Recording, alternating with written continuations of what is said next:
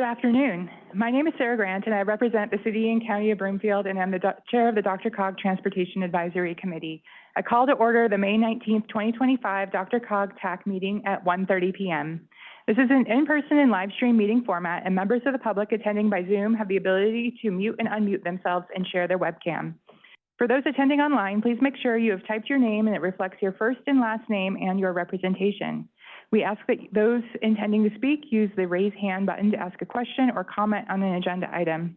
If you have any technical questions, please direct them to staff in the chat box. As a reminder to members and alternates here in person, please press the unmute button on the bottom of your mic stand and make sure the light on your microphone is on and you're prepared to speak. Speak directly into the microphone and your voice will amplify.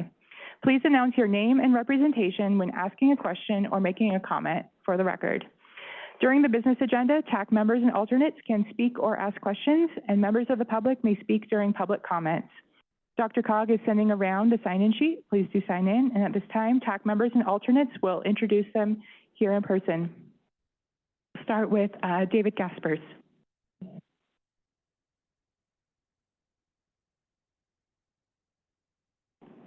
Brody Ayers, Aviation Special Interest Seat. Maria DeAndre, City of Wheat Ridge, Jefferson County. Mike Whitaker at Lakewood, Jeffco. Christina Lane, Jefferson County. Brian Weimer, Public Works, Arapahoe County. Jeff Dankenburn, Arapahoe County, City of Centennial. Chris Joven, City of Westminster, Adams County. Kent Mormon, City of Thornton, Adams County. Michelle Riccio, Adams County. Jean Sampson, City of Boulder. Kira Ruman-Moore, Regional Air Quality Council.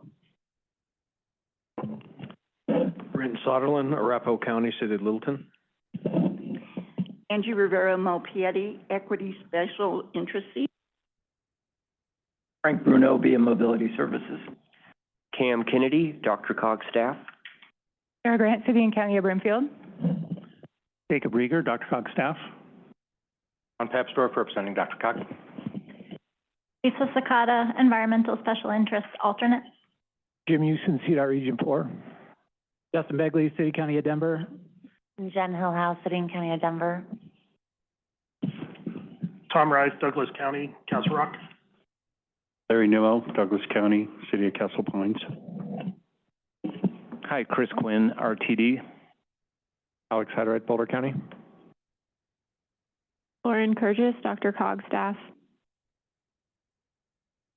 Thank you. Thank you, everybody. And now at this time, I'll turn it over to Jacob Rieger for a special announcement. Thank you, Chair Grant. As I think almost everyone knows, we unfortunately are losing Ron Papsdorf to the Houston-Galveston Area Council. He'll be there by the end of June. So, yeah, we really happy for him, great for him, but a huge loss for us at DRCOG. And so we just wanted to do a really brief tribute to Ron as I see him staring at me. Also, it's been a pleasure working with all of you on my last day at DRCOG. So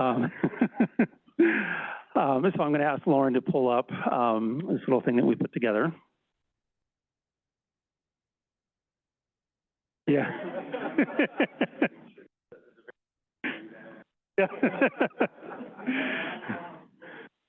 Leadership is about taking risks. So I'm not going to go through these individually, but the senior managers in our transportation division just worked together to kind of put this one slide together, just some of the highlights of Ron's 7 years at DRCOG. And, when you take a moment and just step back and reflect on all the great work that we've done over the last 7 years under Ron's leadership, and there's really much more than this. These are just some highlights. But it really is just an amazing portfolio of work that he has led us through, that we've done together, and frankly, that we've done together with you as well. And so we just kind of wanted to memorialize and commemorate the great things that we've all done together in Ron's 7 years. I will say there is one other accomplishment that was identified that I'm just not quite as sure of, just, wanted to kind of show it, not really sure about it. Lauren, if you could go to that. But it kind of is what it is. So lightheartedly, but with sincere appreciation, we just wanted to say thank you so much, Ron.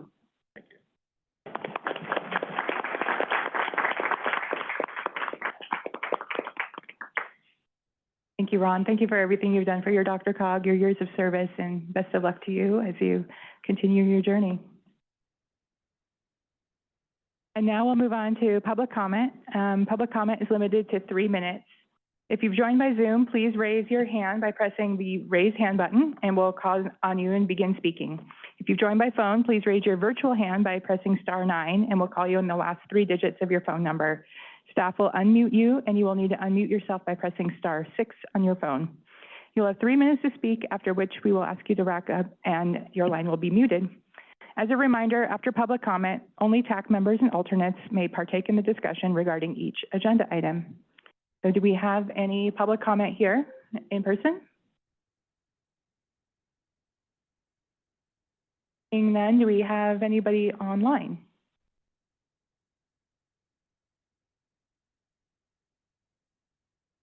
Nobody online? We will move on to the next item on the agenda, which is a review of the meeting summary of the April 28th, 2025 meeting summary, which is attachment A in your packet. Is there any discussion, corrections, or questions?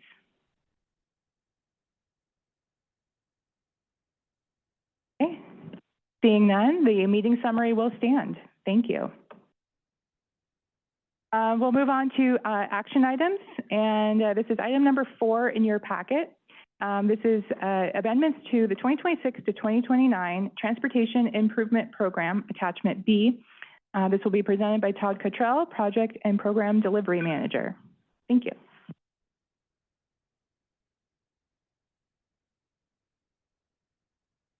There we go.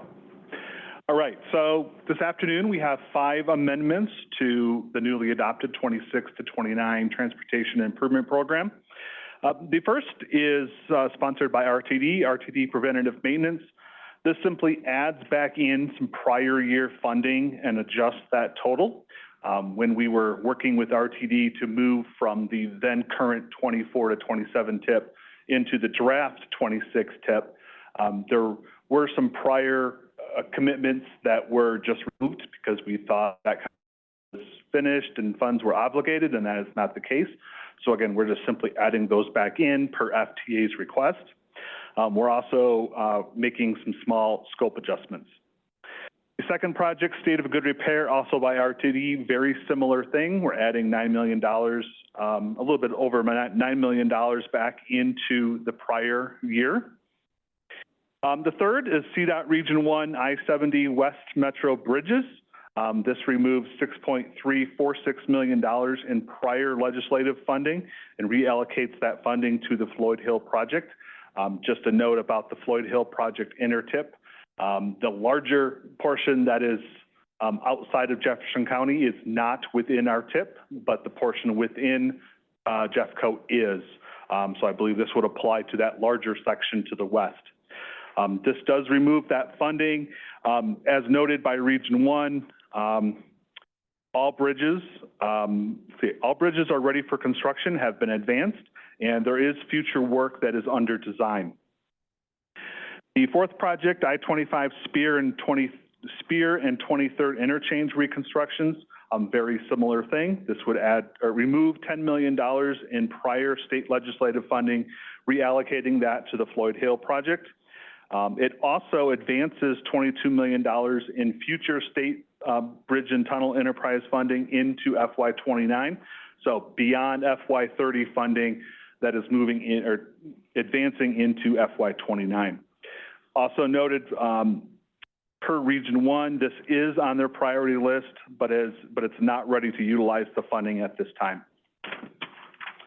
And finally, our last project is a new project to be added by CDOT Region 1 for ramp metering equipment upgrades. This would add $8.3 million in legislative funding to upgrade 140 plus ramp meters. So with that, happy to take any comments or questions. Otherwise, there is a motion on your screen.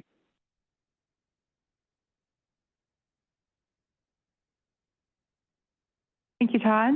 Are there any questions for DRCOG staff?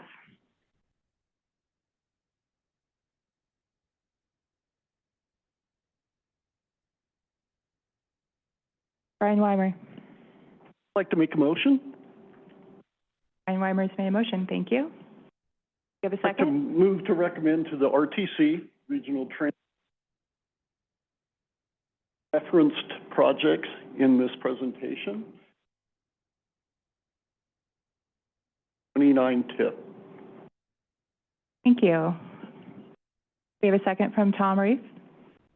Is there any further discussion? All in favor, please say aye. Aye. Opposed? Any abstentions? Motion passes. Thank you, Todd. That concludes the action items for today. Item number 5 in your packet is the Colorado Department of Transportation Active Transportation Plan, Attachment C. This will be introduced by Erin Villery, a Senior Planner with DRCOG.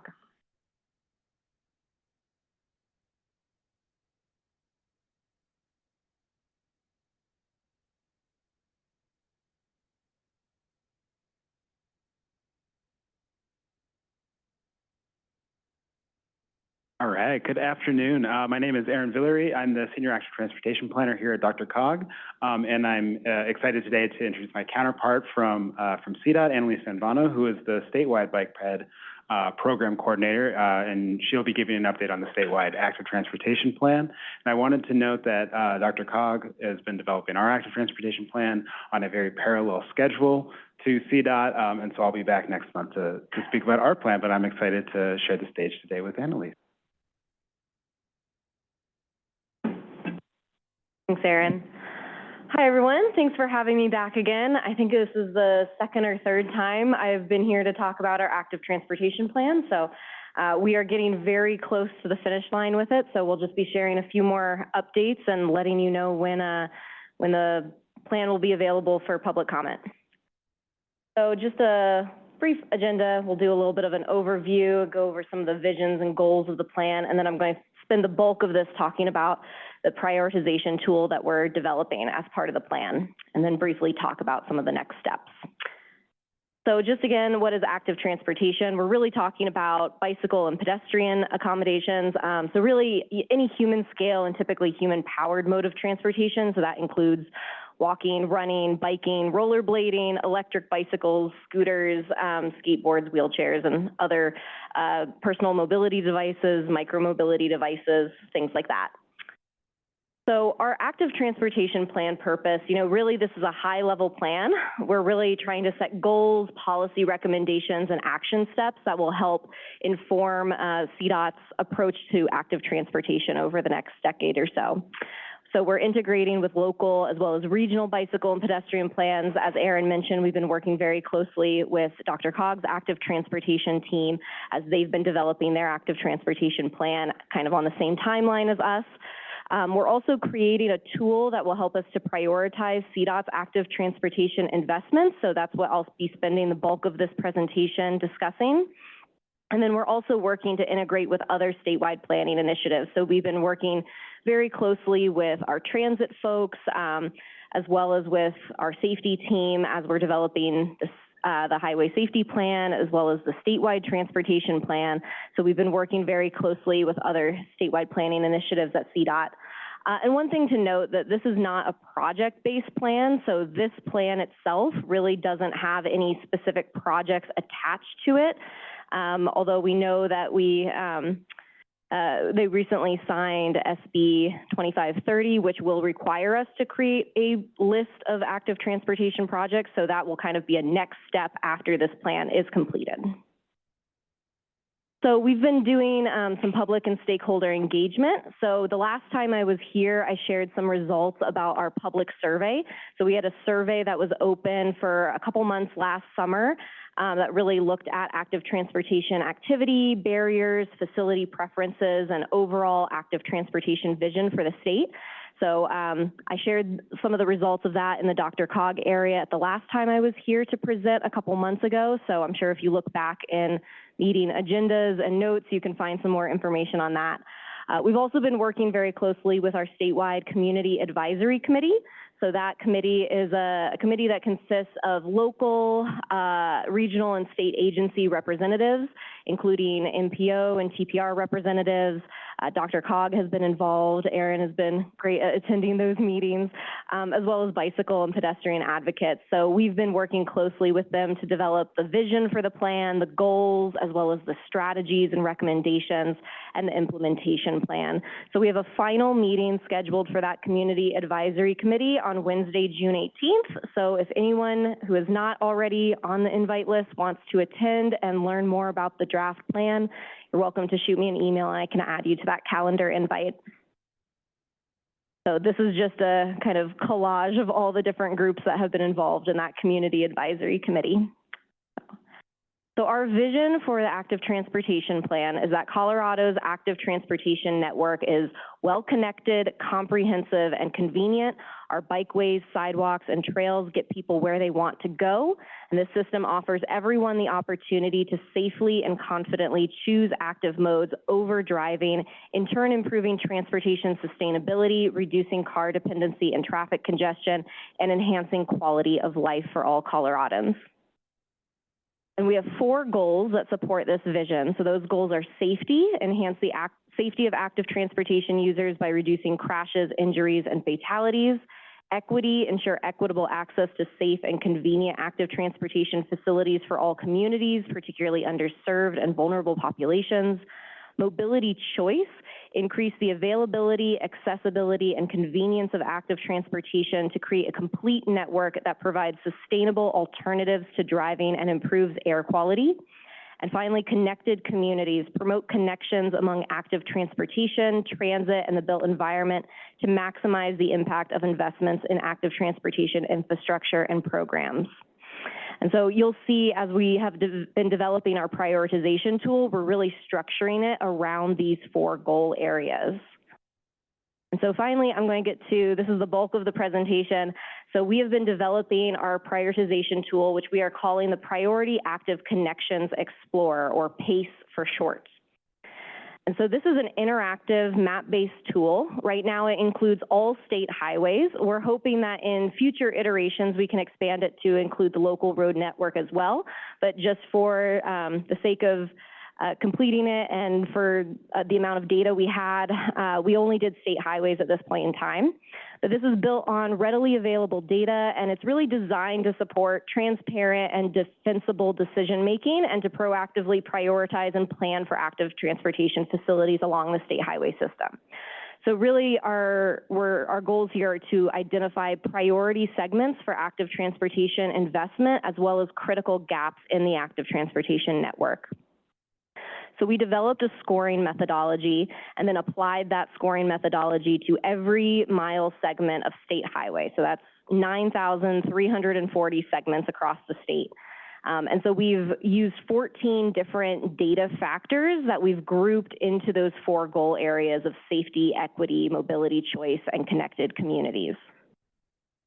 So just to go over some of the data inputs, as well as you can see kind of the statewide analysis. So for safety, we're looking at vulnerable road user crashes. And so this is all VRU involved crashes, and we're looking at it per mile segment, and then we're normalizing that data by streetlight, bicycle, and pedestrian volumes. And then we're also looking at the high injury network, which is based on only severe crash locations from CDOT's Vulnerable Road User Safety Assessment, which was done in 2023. So that one's only looking at serious injuries and fatalities. And then we're also looking at level of traffic stress. And so it's hard to see on this map because it is so zoomed out, but if you do zoom into the metro areas, you do get to see more of those red and orange colors. So the way the color scheme works is that red and orange indicate a higher need for investment. So in this case, it would be higher crashes, it's on the high injury network, higher level of traffic stress. And so the blue and green indicate lower need for investment in those areas. And again, I'm sorry it's so zoomed out. We wanted to give you guys a good statewide picture. I do have a map of the composite results specific to the DRCOG area later on in the presentation. So for equity, we're looking at disproportionately impacted communities, which is based on the definition of disproportionately impacted communities, which includes mobile homes, low-income population above 40%, person of color population above 40%, housing cost burden population above 50%, linguistically isolated population above 20%, a Colorado EnviroScreen score above 80, as well as things that are within the Justice 40 census tracts and areas under tribal jurisdiction. And then we're also looking at these mobility barriers, so looking at prevalence of populations with high mobility needs. So looking at population under 18 for youth, population over 65, looking at older adults, and then percentage of the population of people with disabilities and zero vehicle households to really look at areas that have higher needs for active transportation infrastructure. And then under mobility choice, we're looking at gaps in facilities. So this is really looking at where we're lacking dedicated bicycle and pedestrian infrastructure. We're also looking at the potential for short trips. So using our statewide travel demand model, we're looking at areas that have a high percentage of short trips that are in the 0 to 3 miles distance. Because we figure, trips under 3 miles are the ones that are most likely to be able to use an active mode if safe and connected infrastructure is available. And then we're also looking at recreational demand, which we're using Strava trip volumes to estimate. And so again, you can kind of see different parts of the state pop out here. Again, it's a little hard to see the details with the zoomed out map. And then finally, our connected communities goal area is really looking at how well a segment connects people to essential destinations. So we're looking at access to transit, and that includes local transit routes as well as Amtrak and busing stops within a quarter mile of the highway segment. We're also looking at access to recreation, so parks and trails, as well as schools and main streets. And so for main streets, we're really looking at DOLA's designated Main Street program, but we're also looking at areas within urban centers where the speed is dropping to about 35 or less to really indicate that these are more pedestrian, more commercial areas. So really trying to look at where is the state highway serving as a local's main street in a community. And then finally, this one is also looking at population and employment density as well. And you can see this one, really the metro areas are starting to really pop out a lot in this one. And so finally, looking at the composite results, so all of those 4 goal areas are scored on a scale of 0 to 1. And so for the final results, we're adding all the scores together. So it's a final score somewhere between 0 and 4. I think the highest score of any segment was 3.28. But essentially, the higher the score, that indicates the greatest opportunity for investment in active transportation. And so looking here at the composite results for the Denver metro area, you can see some of the areas that really stand out are 287, kind of the main street through downtown Longmont. Colfax Avenue obviously pops out all throughout Denver and Aurora. You also see really high scores on East 6th Avenue in Aurora, Federal Boulevard, Sheridan Boulevard, Alameda, as well as Havana. So a lot of these corridors have been identified in previous planning efforts. So I think that goes to show that, this tool is doing a good job of identifying those key corridors that have been identified before.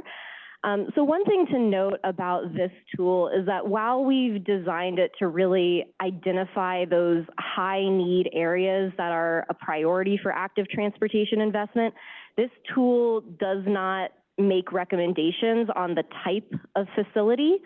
So it cannot tell you if the active transportation investment should be a protected bike lane versus a pedestrian overpass versus crosswalk improvements. So it doesn't get that specific in terms of recommending specific types of facilities, but it is helping to prioritize which corridors have the most need for investment. But further study and analysis would need to be done to determine the appropriate facility for that corridor. And again, this is also looking at 1 mile long segments. So within a mile-long segment, there could be various needs, and so it's not as granular as might be needed for more project-specific analysis. All right, I will pause there and see if anyone has any questions before I move on to just wrapping up and giving you the next steps. See a couple hands there. Kent. On this PACE tool, are you going to update it semi-annually, annually, every 5 years? What's the plan? Because I see at least one area that's yellow on that particular map that hopefully in a couple of years would of the facilities that are going to be built. Yes, so we are hoping to update it. Small updates on an annual basis, you know, to add in recent data. So basically it'll be updated when we get new data. So if we get crash data every year, new crash data will be added every year. But if we, you know, only update our facility inventory every 3 or 5 years, then that'll be updated on that basis as well. So trying to update it as frequently as we can as new data becomes available is the plan.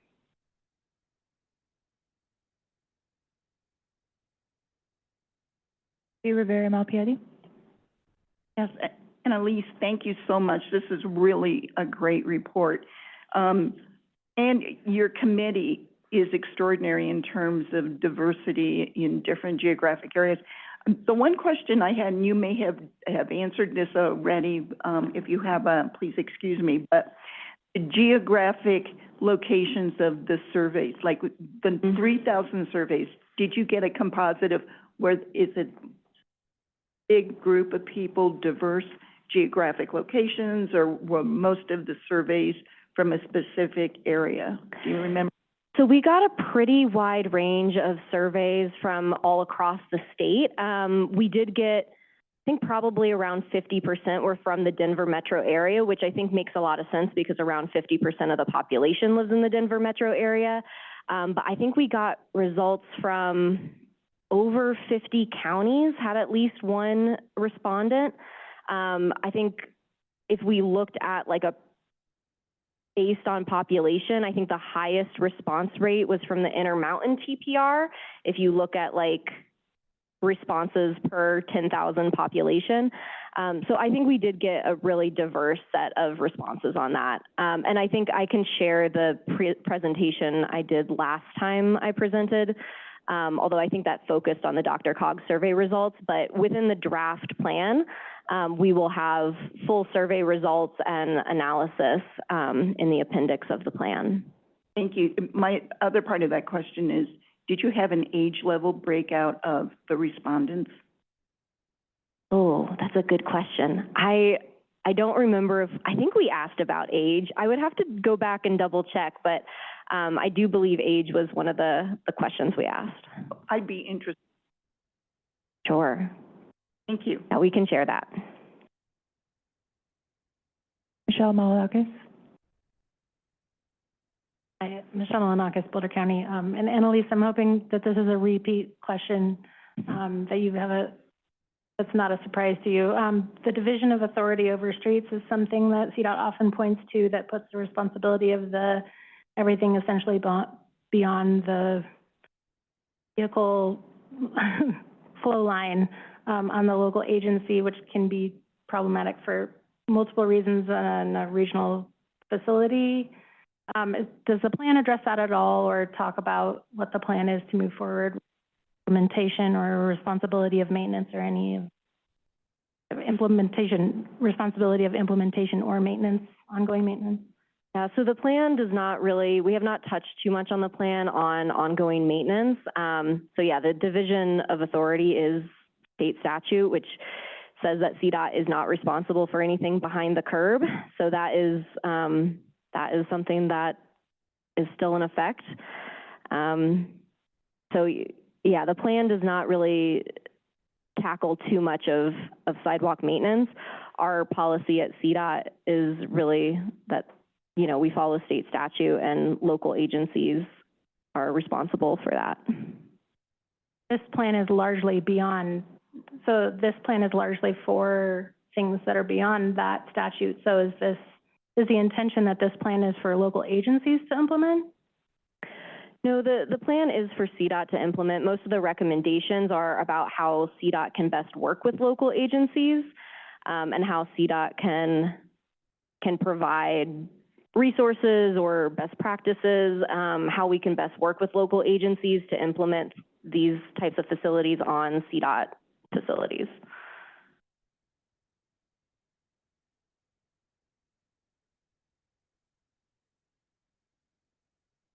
Michelle Riccio? Thanks for this. Really appreciate it. For all the 10-year plan update process that's happening now, are any of the results from the PACE or the recommendations from the study going to be kind of fed through that process? That is the goal. So we're really hoping that we'll be able to screen 10-year plan projects using the PACE tool, to really look and see, okay, if we have a 10-year plan project that's on this stretch of corridor, the PACE tool is telling us this is high priority for active transportation investment. What is the scope of that project, and is it including active transportation investments? So yes, we are envisioning being able to use this for the 10-year plan and for future project selection.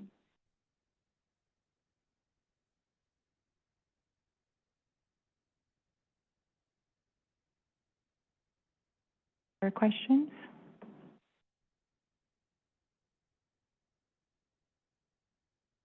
All right, if there are no further questions, I think I have one more slide. So our next steps, we're going to be finalizing the PACE tool. So we got a lot of great feedback from both our internal CDOT working group as well as from our community advisory committee. So we're finalizing some data updates, some functionality to make the tool a little bit more user-friendly and easier for folks to use. We're in kind of the final stages of drafting our plan. We are hoping to release it for public review and comment on June 11th. So sometime mid-June, aiming for June 11th. And then our final community advisory committee meeting to go over the draft plan will be June 18th. And our goal is to adopt the plan along with the 2050 statewide transportation plan in September. So with that, that is all I have to share. If you have any questions, comments, or if you would like to have an invite to that community advisory committee meeting, feel free to shoot me an email. Happy to talk more about this. So thank you for your time today. Thank you, Annalise. Are there any final questions or comments from the DRCOG TAC? Seeing none, thank you, Annalise. Appreciate it. Thank you all so much. Next item on the agenda is item number 6. This is the 2050 Regional Transportation Plan Update Scenarios Results. This is attachment D in your packet. And this will be presented by Jacob Raker, Multimodal Transportation Planning Manager for DRCOG.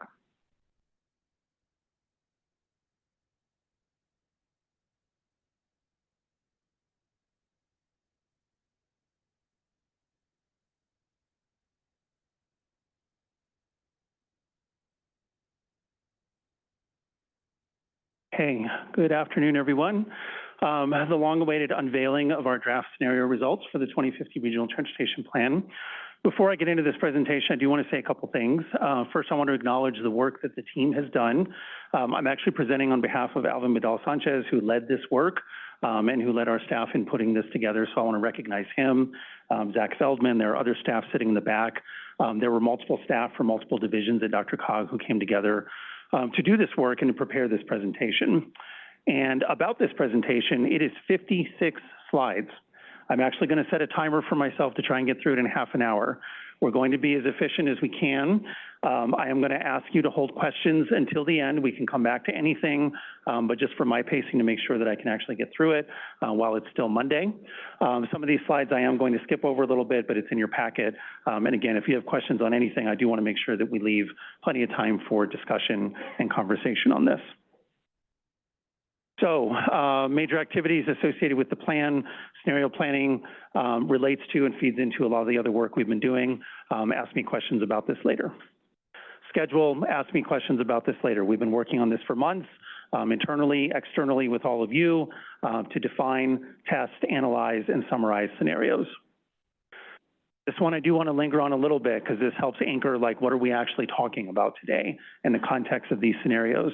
We're all smart people in this room. We all know intuitively that there are intricate and complex relationships between land use and development and urban form, our multimodal transportation system, and how and where we move about the region. It's a little bit of a cliche, but how we grow governs where we go, right? We've all heard that.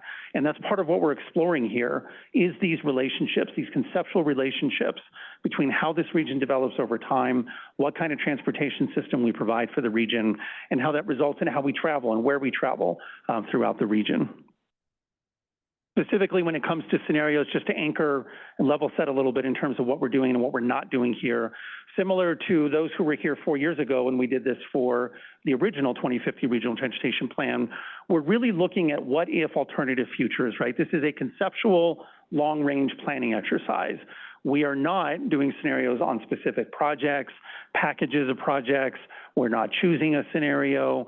We're not saying a scenario is good or bad. That's not what we're doing here. What we're doing here is, again, sort of, from that conceptual planning lens, really understanding these complex relationships that I've noted, and looking at these sort of very distinct alternative futures and really doing a relative comparison between scenarios, not an absolute comparison, but a relative comparison between scenarios to understand, well, what if we do this? Or what if we try that? Then what happens here? What does that result in? What does that tell us about our future, right? So I'm going to overwhelm you with data today. We're going to learn a lot of things today. The staff is working on a report to kind of bring this all together. But we're going to learn a lot through this scenario planning exercise that then, as I will say at the end of this presentation, will really help us kind of set the stage for kind of next steps in developing the updated 2050 Regional Transportation Plan. So in terms of scenarios modeled, and I'll go through these in detail, we have base scenarios from both a land use context and a transportation context. Those are the gray ones. And then 2 land use scenarios and 3 transportation scenarios. We modeled these individually, and then of course we did combinations of scenarios. So before we get into actual scenario results, just a reminder, Alvin, a couple months ago or so, kind of presented to you that based on our updated land use forecast and really the state's updated land use forecasts, we may not be growing quite as much or maybe quite as rapidly, but we are still a growing region. And by 2050, we are still going to grow significantly when it comes to population employment, transit, walk, and bike trips. So this is comparing 2023, so sort of a current condition to 2050. So these updated land use forecasts, there's still a lot of growth and there's still a lot of activity in our region. By the same token, still have an increase in vehicle miles traveled and vehicle hours of delay, right? We're still going to add about 800,000 people to this region by 2050. And so we will see the effects of that growth over time. So let's start with transportation scenarios. Again, we're using the updated 2050 base land use for all of the transportation scenarios, right? And then we're comparing, we have a 2050 base transportation condition, which is our currently adopted 2050 Regional Transportation Plan. So we're taking our plan as it was adopted, and then we're comparing that with 3 transportation scenarios that we've identified. So first one is limited roadway expansion scenario. So again, well, what if, right? What if we said that we weren't going to have, except for what's already in the pipeline, it's already funded in the Transportation Improvement Program, it's already under construction, those projects obviously are going forward. But what if after that going forward, we didn't have really significant roadway capacity? And that maybe there was some local sort of roadway network capacity and we kept that at 4 lanes. So what if we tested a scenario that said we weren't really going to add a lot of roadway capacity to this region over time? So that's something that we've tested, right? And one of the conclusions that's shown there in the black bar is that this is a little bit of the greenhouse gas, transportation greenhouse gas rule scenario, right? If we didn't actually add a lot of roadway capacity, we just tested that. Would that work? We actually would not meet the reduction levels in the greenhouse gas rule. Not as nice way of saying that is that under the greenhouse gas rule, if on the front end you don't meet the reduction levels, funding is restricted, the types of projects you can implement are restricted. So in that kind of scenario, this is sort of what we're looking at. And that actually doesn't get us there. But we wanted to test this scenario, and as you might not be surprised, with limited roadway expansion, you know, we do see some things. We see an increase in vehicle hours of delay. We see some growth in the number of severely congested lane miles. So here we're comparing to our 2050 base, again, our 2050 regional transportation plan with the updated land use data, so as adopted, but with the updated land use, comparing it to this scenario in this future. We do see a little bit of an increase in passenger miles traveled by transit. And as we note, if you add more transit, you know, obviously that metric, you know, would make transit more attractive and would get a little bit better. And then here is some comparisons. Here we're comparing to 2023 base, and we are comparing in blue the 2050 base, and in orange this scenario, the limited roadway expansion scenario. So you can see that under this comparison, vehicle miles traveled is about the same, little bit of a reduction in transit, walk, and bike trips, and not surprisingly, kind of significant increase in vehicle hours of delay under this scenario. All right, so that's first scenario. Second transportation scenario is a complete street scenario. So as we say, they're a safe and comfortable transportation network for all modes and users. So we did several things in this scenario through active transportation, telecommuting, e-bikes, e-scooters. What you're seeing on the map here is some example locations. These are 11 locations as examples. We're not testing these projects, right? But just some example locations of reconnecting the street grid, making some connections across freeways or interstates or major transportation facilities to help kind of reknit neighborhoods back together, right? So under this scenario, as you might not be surprised, compared again to the 2050 base, significant growth in person miles traveled by walking and biking, right? If you make complete streets more attractive, people will walk and bike more. They will also have some growth in passenger miles traveled by transit and an actual reduction in vehicle miles traveled in severe congestion. So when you provide that kind of multimodal complete streets roadway network, you know, through our modeling, you know, the populace, so to speak, responds in terms of how we travel under that scenario. So again, some comparisons here, just like last time, comparing to 2023 base, we're comparing in blue the 2050 base with this scenario, the 2050 complete streets. We can see less of an increase, so to speak, in vehicle miles traveled, a significant increase in walk, bike, and transit trips, as you might expect, and less of an increase, a little bit of a decrease, but less of an increase in vehicle hours of delay under this scenario. Okay, a transit scenario. Under this scenario, we would do several things here. Think of this as the transit kitchen sink scenario. We would complete fast tracks and actually have some additional rail. So we would complete fast tracks as originally envisioned. We would bring back, I think it's the C and the F lines that RTD discontinued. We'd actually run the G line to Golden, and we would run a version of the A line out on I-70 to the Eastern Plains. We would really kind of blow out the bus rapid transit network based on RTD's regional BRT feasibility study back from 2019. We'd add some high frequency transit corridors. We'd really increase transit service, have more micro transit service, zero fares, and we'd actually improve bus stops. I mean, again, it's just sort of the transit kitchen sink scenario. Our friends at RTD asked me to note that, you know, some of these things are well above and beyond the funding or the capability that RTD can do, and that's okay, because again, we're not testing projects, we're not testing absolute things, we're testing a concept. What would we do, or what if we threw the transit kitchen sink at this? What would that look like? And that's really what this scenario is about. So some outcomes here, not surprisingly, passenger miles traveled on transit nearly triples under this scenario. There's an increase in the share of work trips by any mode other than driving alone, right? Makes sense. There's a bit of a reduction in vehicle miles traveled in severe congestion, which you might expect when you provide that much more transit, and a really significant 53% fewer severely congested lane miles under this scenario. So here's another way of looking at that. Again, this time we're comparing to the 2023 base, and we're comparing the 2050 base, transportation base in blue, with this scenario, the transit scenario. Vehicle miles traveled, just a really small increase, and much less of an increase compared to the base. A significant increase is expected in transit, walk, and bike trips. And here's significant, an absolute reduction. Let me say that again, an absolute reduction from 2023 by 2050 in vehicle hours of delay under this scenario. All right, so now let's make this more complicated. What if we took complete streets and transit and we ran them together? So you've seen this already describing these two scenarios. We ran them together. What happens? So a lot here. Over 1/4 of all trips were made by walking, biking, and transit, as you might expect. Percentage of households making transit trips doubled under this combined scenario. 71% fewer severely congested lane miles under this scenario.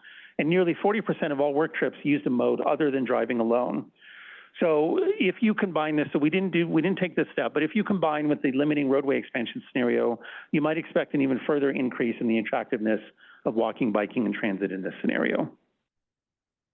So again, let me show you a different way of what that looks like. Again, comparing with the 2023 base, we're comparing the 2050 base with this sort of combined complete streets and transit scenario.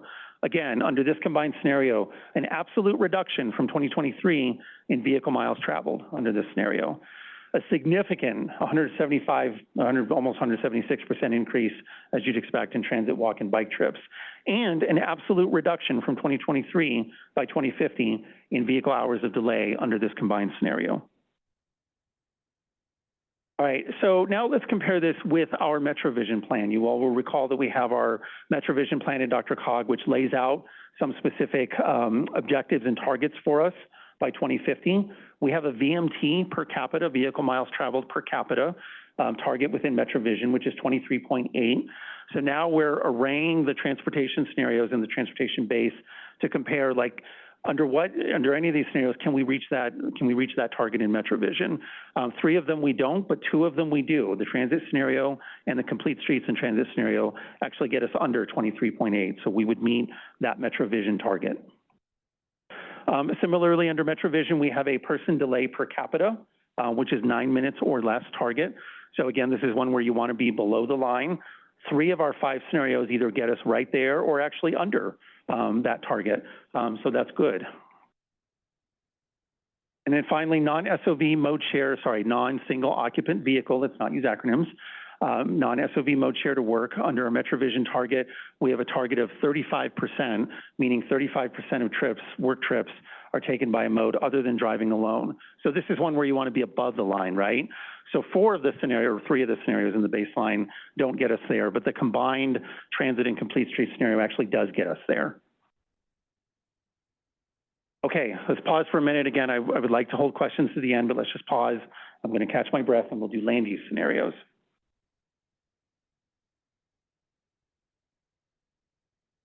All right, so first of all, a little bit of context of land use. Zach, please correct me if I say any of this incorrectly. We're looking at household growth to 2050. We work very closely with the State Demographer's Office and with the Department of Local Affairs. We do have a regional control total through kind of that coordination with the state that we hold to for this region. We do have this regional control total and ultimately county control totals as well as we develop the plan. This work is, we work with all of you. Zach and his team works with all of you, local governments, to come up with these future growth forecasts, these future land use forecasts. They're anchored to your local zoning and they're anchored to your plan development. So we're working with you to understand what you think is going to happen, what the state thinks is going to happen, and we put that together to regional control totals. But this is really about what we call location choice. Where do people choose to live based on a variety of factors? And we all, right, in our personal lives make those decisions. Where do we want to live based on commute time, based on housing affordability, based on a whole variety of other factors. So that's kind of the context for land use in these scenarios. Did I get that right, Zach? Okay, cool. All right, so under land use, we have 2 scenarios here. So don't want to get confused because we have a transportation scenario, but we have 2 transit-focused land use scenarios. The one on the left, which is transit-focused, let's call it, this is a little something, but let's call it House Bill 1313. That's a little bit of an oversimplification, but the idea is that we wanted to test under House Bill 1313, transit-oriented communities, what if we had a land use scenario that kind of takes that into consideration and looking at transit-oriented communities? So understand, first of all, that the DRCOG region spatially is about the size of Connecticut, right, over 2,000 square miles. So we've got a big area, but transit-oriented communities in this scenario is only 3.1% of our region's land area spatially. So we're talking about a small percentage of our overall land area within our big region. Similarly, the Transit Focus Plus takes the transit scenario and adds to it more residential development around some of the other transit investments that are planned for in our currently adopted fiscally constrained 2050 RTP. So it's, you know, again, sort of transit plus. It's like Paramount plus, right, to make a lighthearted joke. So transit scenario and transit focus plus land use scenarios are what we tested. And the transit focus plus scenario is still less than 5% of our spatial land area in the region. So we're talking about kind of small areas for this work. All right, so this needs a little bit of absorption. Let's go through this together. This is about share of geographies, okay? So let's walk through this one together. What we're saying for these two scenarios, let's start with the first line. Under the transit focus scenario, under the baseline, what we're saying that in 2023, the 2023 share of households in transit focused areas under the baseline is 26%. By 2050, that would go to 27%. And the share of household growth would be 31%, okay? So under the transit focus scenario, the 2023 share of households is 26%, so it's the same. And by 2050, that share of households goes up from 27 to 32%, and the share of household growth goes up from 31% to 51%, okay? And that makes sense, you know, thinking about what the scenario is. All right, same thing with the transit focus scenario. We start at 35% in the baseline, and then the 2050 share of households in the transit focused scenario, in transit focused area would be 36% by 2050 under the baseline, 41% under the actual transit focused plus scenario, and then the share of household growth would go from 38% to 57% in these geographies, okay? So here are some maps, so sort of a heat map describing that growth based on existing zoning across the region, sort of that intensity heat map of where that growth is going to occur. Here it is under the baseline if we didn't do anything, or not if we didn't do anything, if we took the assumptions that are already in place and just carried them forward, right? And then you see under the transit focus scenario, again, transit-oriented communities, corridor and station areas. Here we're increasing capacity, and I want to be clear, capacity, not results, but capacity. The capacity for growth under 1313 in transit-oriented communities up to 40 dwelling units per acre. Doesn't mean it's going to happen everywhere, but under this scenario, we're sort of increasing the land use capacity in those areas to allow for 40 dwelling units per acre. And if you do that, because remember, our total population is static. Remember I said we have a population control total. So we're not assuming that under this scenario, an additional 500,000 people are going to move to this region. That's not how it works. We still have the same regional control total. So if you increase capacity in TOC areas, we're decreasing it a bit outside transit-oriented community areas. And so that's what this map would look like. And as I cycle through backwards and forwards and you look at the map, not a significant amount of difference. Same thing on Transit Focus Plus, kind of the same idea. Everything that I just said about increasing and decreasing capacity. Again, as I kind of go backwards through the heat map, not a lot of difference. So there are some subtle differences for sure, but it also means that we're already kind of doing what we think we're going to do, right? We're already sort of growing in those transit-oriented communities, transit-oriented community areas. So this isn't a real departure under these scenarios. It's kind of affirming that we're already growing in transit areas. All right, so now let's look again, go back and look at MetroVision. Here, we are looking at our urban centers, and I want to be very clear, when I talk about our urban centers, those are locally identified and regionally designated. You all as local governments identify those urban centers, and then we go through a process together at the regional level to designate them. And urban centers are not the same thing as transit-oriented communities. For sure, there is some significant overlap, particularly sort of in the denser urban, middle sort of central urban area, but we have approximately 100 urban centers across our region. Some of them are sort of at the ex-urban edge, some of them are highway focused, some of them are a little bit different. However, this is the metric that we have in MetroVision. So this is really just kind of showing you, again, for both of these land use scenarios, transit focused and transit focused plus, kind of looking at the share of households in these geographies. We really concentrated on population, which is why share of total jobs in urban centers doesn't really change very much. These scenarios are more about population as compared to our MetroVision target for both of these scenarios. Okay, there we go. Again, some metrics here, looking at share of households and share of household growth. Zach, this is one I might stumble on, but I think the takeaway here is that when we did these comparisons and we're stratifying a little bit of the range of development intensity from the lowest range to the highest range. We're really seeing movement kind of in that middle range. If we're already growing kind of in those higher range areas, and maybe there's a little bit of a capacity decrease in the lower range areas, then really that growth or that movement or that change is in that middle range of development intensity. Is that the right way to? Yeah, I would just add that this and a previous one, when we looked at the share of growth versus share of households, it helps to focus on there's a massive stock of housing in this region. So when we talk about moving the needle on the share of households in a different geography, it takes a pretty massive amount of the housing growth to land there. So when we see, for example, second for the bottom line, middle range development intensity, 35% and 34%, much more of the growth is landing in that type, but then when we go back up to the share of households, it's a relatively modest change. So in general, whatever we're talking about changing zoning, changing focus on development, we're not going to tend to change the overall housing stock nearly as much because there's so much here and that's not going to be going anywhere. Thank you for that clarification, Zach. All right, so some scenario combinations here as well. So land use and transportation scenario combinations.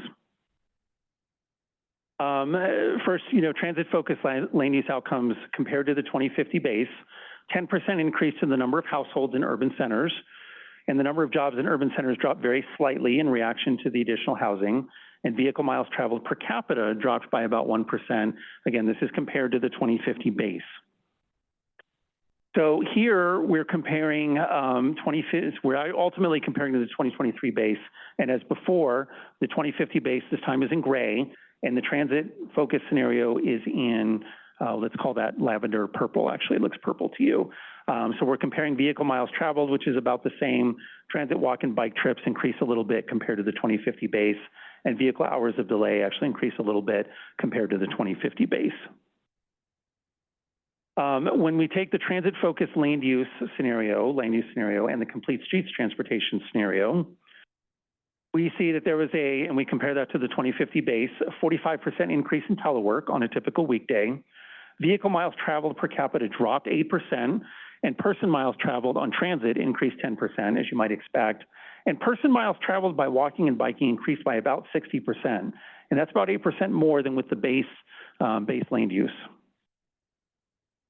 So another way of looking at that, again, comparing to the 2023 base, again, the 2050 transit-focused base transportation is in purple, and the 2050 transit-focused complete street scenario combination is in orange.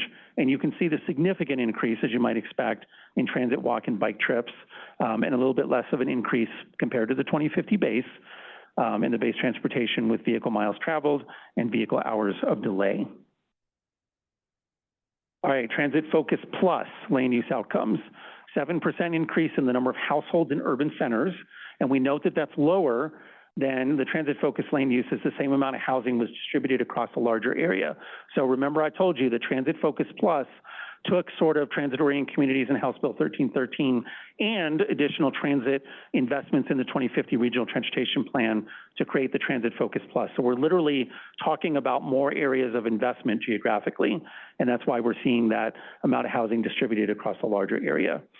Number of jobs remains about the same despite additional housing, and VMT, vehicle miles traveled per capita, drops by about 1%.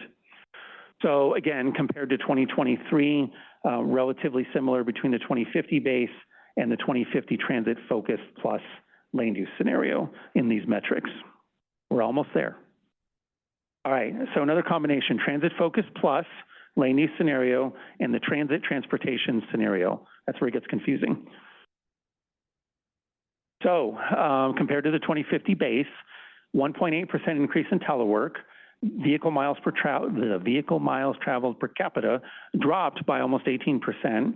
Person miles traveled on transit tripled, which is 8.7% more than with the base land use, as you would expect.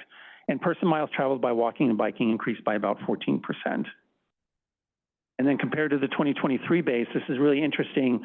The increase in vehicle miles traveled was much lower with this combination, but transit, walk, and bike trips was a significant increase under this combined scenario. And as we saw before in the transportation scenarios, an absolute reduction, so an actual absolute reduction from 2023 in vehicle hours of delay under this scenario combination. All right, so this is a little bit different. This is comparing to the 2023 base. This is arraying some of these scenarios.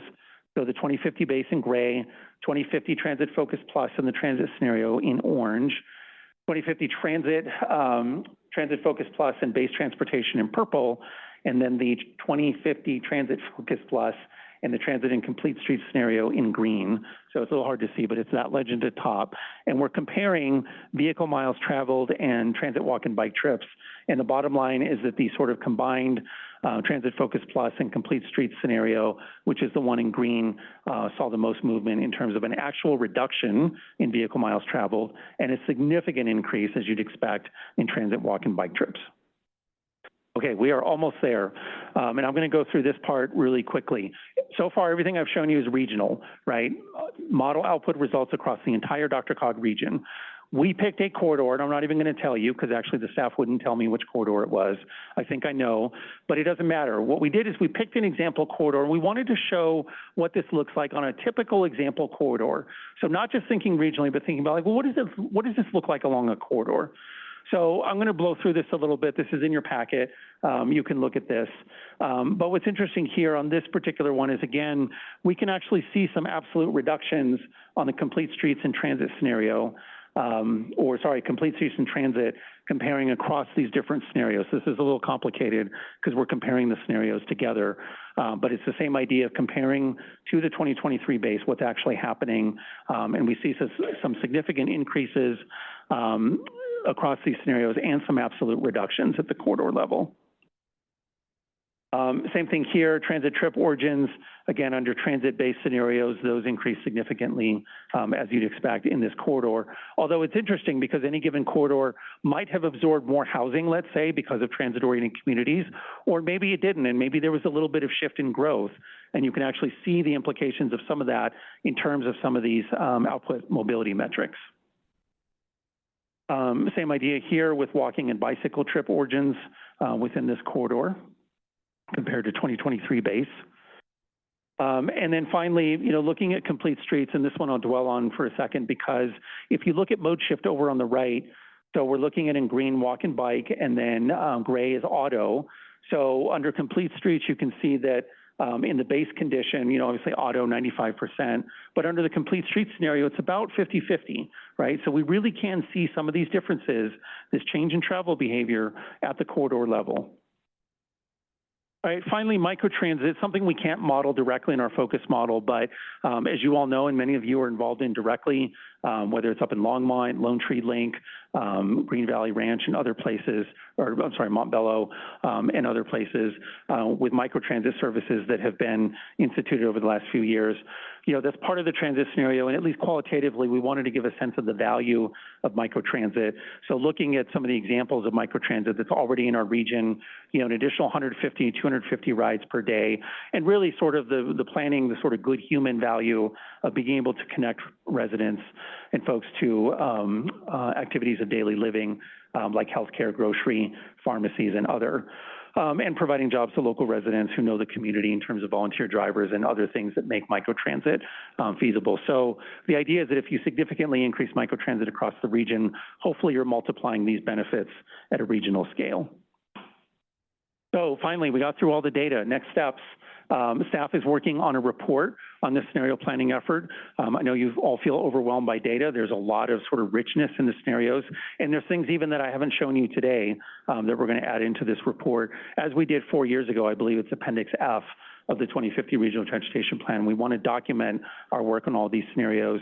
And then we're going to come back to you to really lay that foundation of, so what is this all telling us? What is this all telling us? What does it mean in terms of leveraging these results and all of this rich data from these scenarios? What does that tell us about starting to build the fiscally constrained 2050 Regional Transportation Plan and starting to think about candidate project identification and evaluation, implications for our financial plan strategies, and other elements of building the updated 2050 Regional Transportation Plan? So with that, after I answer your questions, I will never speak again. Thank you for sticking with me through that. Thank you, Jacob. Thank you for that thorough presentation. Questions for DRCOG staff? Kent Mormon. Yes, Jacob. Thank you for the presentation. On the first comparison, you showed that it would not meet greenhouse gas reduction. Do all the rest of them meet it, or I'm thinking if you're going to make this presentation to our elected officials, to the board, if you're now say it one place, you should say it throughout, whether it or not scenario. Yeah, it's a good question. So let me start an answer here and maybe lean on Ron or the other staff to help. This one was a little bit, and I don't want to single out scenarios, right? I don't want to say, well, this is the transit-oriented community scenario. This is the greenhouse gas rule scenario. It kind of is, but we're trying to be more holistic than that. But I will say that this one in particular, yeah, we really were looking at that question because, again, as I said before, the not nice way to say this is that an implication of the greenhouse gas rule, and we have not gotten there, and we hope to never get there, but if we don't meet the reduction levels in the greenhouse gas rule, funding becomes restricted, projects have to be approved on a project-by-project basis. We all of a sudden become really limited in terms of the type of projects that can move forward through the Regional Transportation Plan and through the Transportation Improvement Program. So this scenario was to test that concept in particular. So it's not that we didn't care in the other scenarios, Ken, it's that this scenario actually was focused on kind of that point in that context. In terms of whether the other scenarios met the greenhouse gas rule, Ron or anyone else who might know, I don't think we looked at that issue specifically, but please chime in. Oh, thanks, and Ron Papsdorf, DRCOG. So, yeah, I think the premise behind this scenario, building this scenario, was assuming we didn't meet the standard and the funds were restricted and we had to make some radical changes. We have not done the air quality modeling assessment on any of. We were looking at transportation outcomes of these scenarios at this stage. As we get further into the analysis, and maybe as we refine some of the scenarios or do some additional combinations of things, then we can do some additional air quality modeling. But we were focused on the transportation outcomes for these scenarios as this initial sort of analysis and comparison. We have not done specific air quality modeling from those transportation outcomes for the scenarios. So just to follow up, Ron, then, this is just, I mean, we did, it wasn't, we didn't check it, we said, don't meet it. That's, yes, that's a more accurate way of saying it. Thank you. Justin Begley. Thank you. Appreciate it, Jacob, and the rapid fire. Question, just so I understand a bit better, the difference in the two land use scenarios with transit and transit plus, is there a layman's way to describe what the practical differences are between the two? Is one more station-based and one expands to be more corridor or potentially arterial-based for how density is either concentrated in a node or it's diffused along a corridor, the potential for density? Curious if I'm on track with that or if you could help clarify it. Yeah, no, good question. And again, let me give it a try, and Zach can help me if I don't get it right.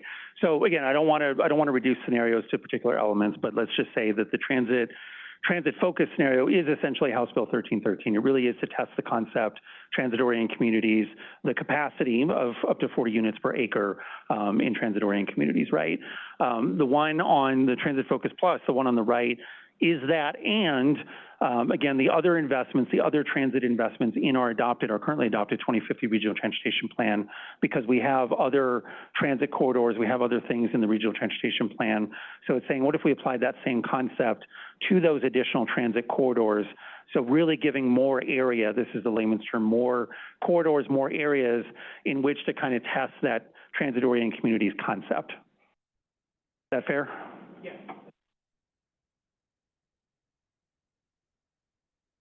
I would just add that 1313 was looking at current transit, so anything that's not been built yet can be left out of that. So this is a little bit more appropriate for looking at 2050, using that transit plus.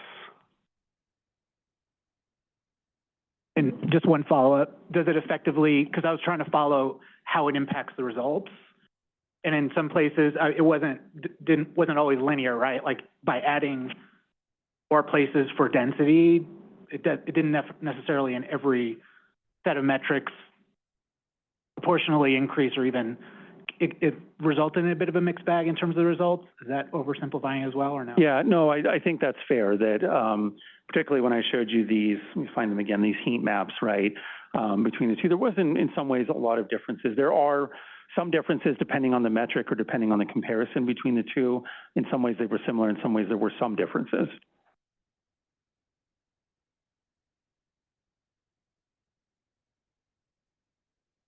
Tom Reese?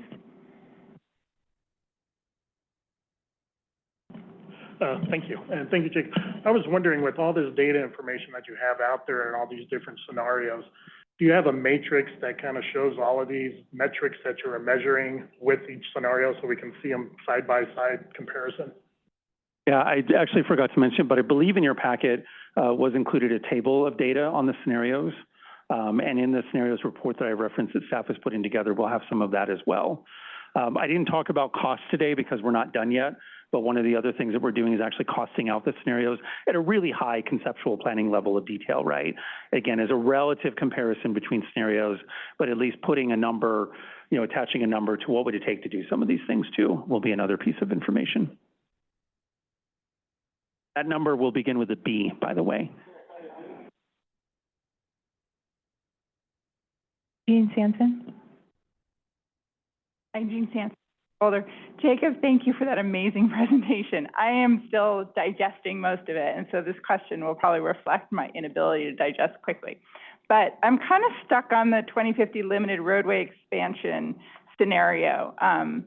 And Jacob and Ron, I know that you just spoke to it, but I guess I'm a little bit confused about that scenario as a standalone.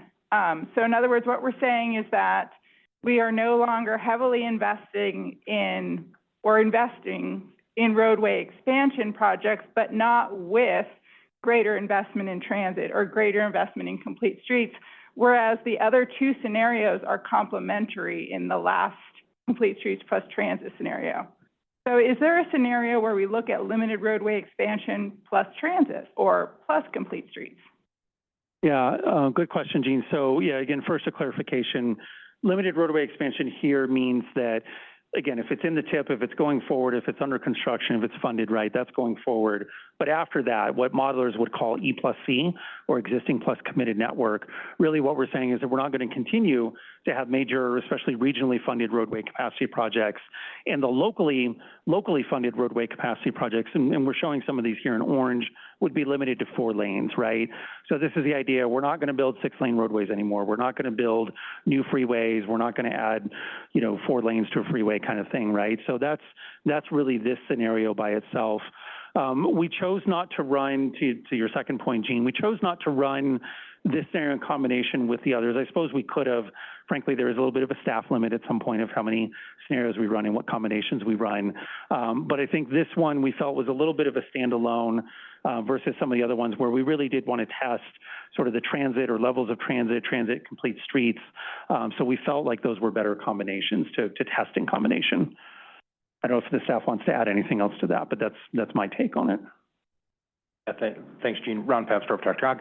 I think it's a logical question. We did not have the time to run that combination of scenarios. We were trying to do them independently. So even the transit scenario is in addition to everything that's already in the base 2050 RTP, right? So this was kind of working from that base 2050 RTP and taking away. I think we can have a conversation. It might make some sense as we get a better sense of the costing of the scenarios, because this obviously means you're not investing as much in projects that are in the current plan. And now, you're not always able to take the money that would have gone here and spend it on other things. So it's not a realistic scenario to say if we didn't do this and we did other stuff instead, because you can't necessarily do that. But it might be an interesting combination to think about if you took that and you did some other things with those, what might the transportation results be? So we can talk to the team about the viability of trying to do some sort of hybrid scenario there. Jessica Mickelbest. Yeah, thank you, Ron. I'm sorry, this was a lot of data. And I'm with Jean, I'm still processing it. I had to get down to like a granular project level to try and wrap my head around it. So So the limited roadway expansion scenarios, it sounds like, are not included in those other two scenarios. We just leave the things you have on the map. So project level example in my head to help me straighten it out. I see on I-25, it looks like we're finishing out the I-25 tolled express lane system, but we're going to be missing segments 2 and 3. So the transit and Transit Plus model would say we don't finish the express lanes, even though you could see value from having rapid transit in those tolled express lanes. So I'm just trying to, so those would not be in the transit alternative, right? I think that's correct, yeah. So it would be, I think it would be valuable to have some sort of blended with some of the limited roadway expansion scenarios, blended with some of those other items, because some of these expansion scenarios include transit benefit, particularly along interstates. So I just wanted to make sure, and Jean hit it on the head. I was trying to figure out, this is dropped out entirely. We just leave the network as the map on the screen with this, with the transit and Transit Plus. Yeah, again, so staff, correct me if I'm wrong, but I think what we're saying is that, you know, in this scenario, in the limited roadway expansion scenario, again, if a project is funded, if it's under construction, if it's in the transportation improvement program or in the STIP, you know, moving forward, then we keep it. But anything that was aligned on the map, anything that was kind of in the future of our plan, you know, a 2040 stage project or something, that would come out. And local projects, again, up to 4 lanes, maybe some of those would proceed forward. So to your point, Jessica, if there was a section of I-25 that was still in the planning stage, but it wasn't actively funded or under construction, I don't think it would go forward in the transit scenario. But to your point, some of those are also transit corridors. And so the idea of looking at the interplay between those two, I think, is interesting. So I think that's a good point. Yeah, I would recommend including at least segments 2 and 3 of the I-25 corridor. And I can't, it's hard to see this from here, but I think there might be other corridors where we have kind of that similar story of there's transit benefit that we might want to take account for in the Transit Plus. Yeah, and I will say to look at the transportation scenario, I know that's confusing. In the transportation scenario, this map is a little hard to read, but anything that you see in orange here is bus rapid transit. So again, it's like significant expansion of bus rapid transit, but also significant bus network as well. And so you can kind of see it here. You know, the BRT that we already have in the 2050 RTP and many others would be included in this scenario. So Jessica, to your point, I think maybe the managed lanes, the freeway managed lanes wouldn't necessarily be here, but the other elements of BRT investment on those corridors would be. So you're right, maybe it wouldn't operate quite as efficiently, maybe it wouldn't have the entire managed lane it otherwise would, but the transit investment is still here in the transit scenario. So I think it's a good point. And Jessica, just to put a finer point on that, I appreciate that perspective. I think, again, step back a little bit to the scenarios analysis. And what we're not going to do with the scenarios analysis is test a bunch of combinations of very specific projects, right? That's not the purpose of this. So really big sort of policy level kind of conversations about what a scenario might be. You know, there might be some opportunity to do climate and do analysis, but sort of, well, as part of this scenario, I really want to tweak sort of this project or that project or this corridor or that corridor. Like, that's not the purpose of scenarios analysis at this point. It's to help inform those conversations as we move into developing the next regional transportation plan. And I think those are kind of legitimate sort of points to make. But this project also has complementary benefits for these other things. But from a scenario standpoint, kind of that's not what we're doing. No, understand. I just think that, like, even the Pena project showing just how we're considering express lanes or toll lanes from a whole network, not specific projects, but I was just wondering how those tie into the overall themes. So thanks. Yeah, and I think frankly, as we get into, and I don't want to sort of preempt or project what our conversations will be, but as we get into candidate project identification and evaluation, as we get into conversations over the next few months with you about building the fiscally constrained plan, you know, I think that's a fair point. Can we get multiple benefits from projects, right? So managed lane project or transit project, can it do more than one thing?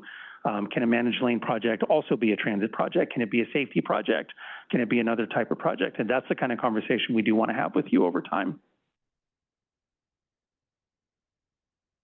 Brian Weimer. Thank you for your auctioneer presentation. So I have a question. So you talked about 1313. I'm curious, DRCOG has spent a fair amount on housing gap and housing need. How did you incorporate that into scenario?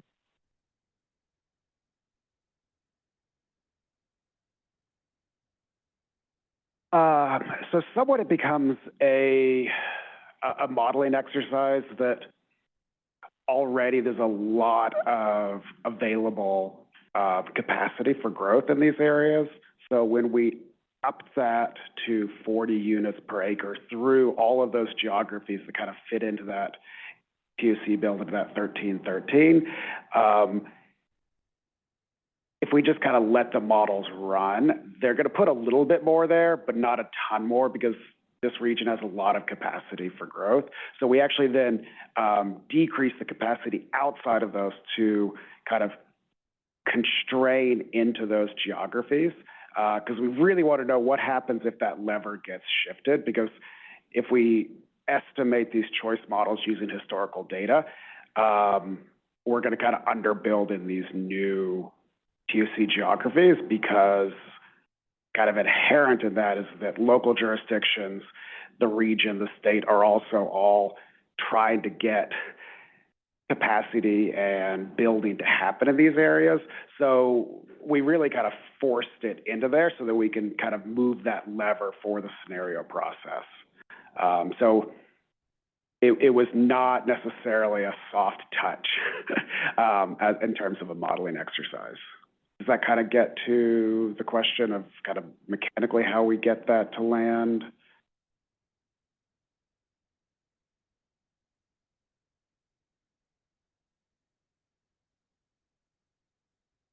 We very well may have a shortage in housing because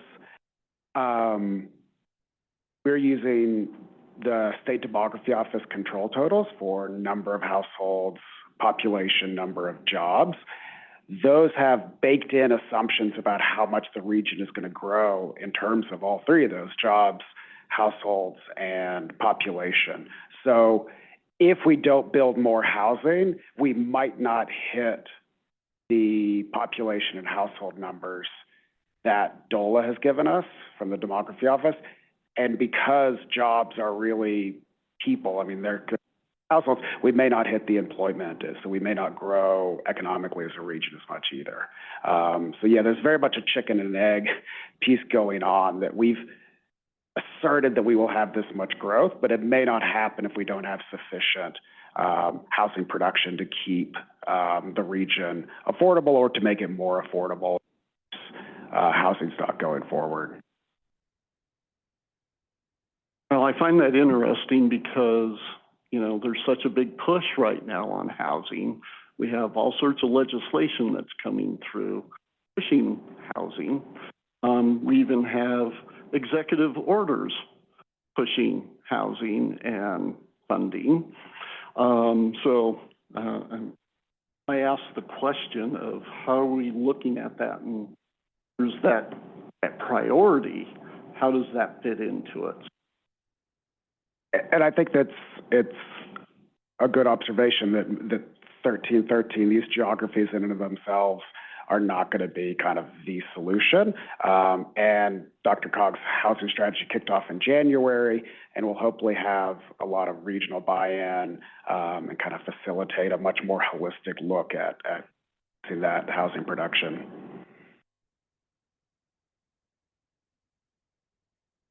Tom Reef, yeah, go ahead. Sorry.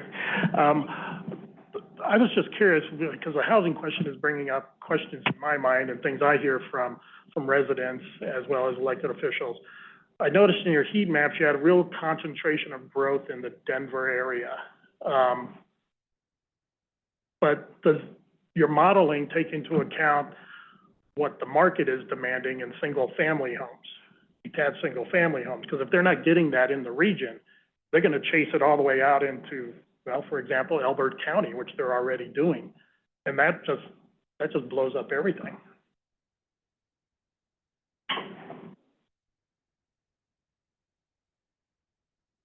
Yeah, that's a really good point, and it's important to then to kind of point out a distinction between what we do for the scenarios and what we do for the larger land use that goes into air quality conformity, water, transportation modeling. So we have a regional control total for the scenarios.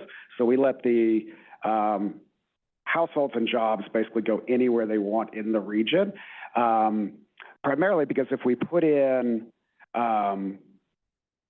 the county controls, we're really limiting how much of we can move in terms of moving the lever on these scenarios. So when we get to our kind of baseline land use model for air quality conformity and for the transportation model for the RTP going forward, it's going to have county level controls.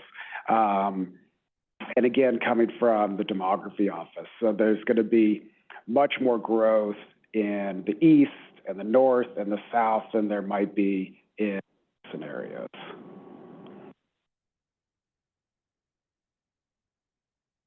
Is that reflected in the modeling? Because it's just an observation. I know. Yeah, no, and I think we're kind of stuck between two different pieces, and we kind of lean towards allowing more to land in kind of central Denver, Boulder, some of these areas that have a lot more of this tragedy. We can kind of see it in these maps. We lean more in that direction and have kind of the growth not land quite as accurately, because then we can then use the scenarios in a more powerful way. We can allow for bigger shifts in those patterns. The flip side would be to hold the regional or hold the county control totals. They'd match better with the reality, but we wouldn't be able to model as broad of scenario impacts. So we kind of landed with the first one, but there's good arguments to be made that we could have done some more push into that, how these things react with the county control total. And again, it kind of gets us back to the purpose of the scenarios. We're really trying to see how adjusting these levers work, as opposed to kind of evaluating specific projects or kind of expected. These are sort of hypothetical. I'm just wanting to get a kind of a realistic approach from my standpoint, because we don't have a lot of dollars, as we know, to spend on things. So, and I was just caught by the attention of Castle Rock and Castle Pines here. Just really isn't showing any growth when it's already happening today and it's being approved today. And so that's I think Rod's got to cover, but I'll just point out for the Castle Rock and Castle Pines, it's also, just keep in mind the scale of this is consistent across the region. So it doesn't look like much is landing there. But compared to what's there currently, it's actually quite a lot. So the scale of the mapping is a little hard to see, but yeah. Yeah, Ron Pepster. Tom, I think the actual land use forecast, set aside scenario work, right? But the actual land use forecast, the small area forecast that Zach's team is currently working on, the local governments have been reviewing and providing feedback on, like, those are based on sort of our most sophisticated land use models to allocate growth over time based on a number of factors, zoning capacity one, and within the state demographer's growth forecast, right? Which is sort of which is kind of our baseline for within which the model operates. So I think just to reinforce Zach's point, the land use forecast, the baseline forecast here is not indicating that there's not growth in Castle Rock or Castle Pines. We know growth is happening there, but there's growth happening throughout the region, and there's a lot of growth in units being developed in Denver too. And so, yes, you're gonna see that happening. But I think your key point, the socioeconomic land use model is allocating growth out to those areas where we're seeing it.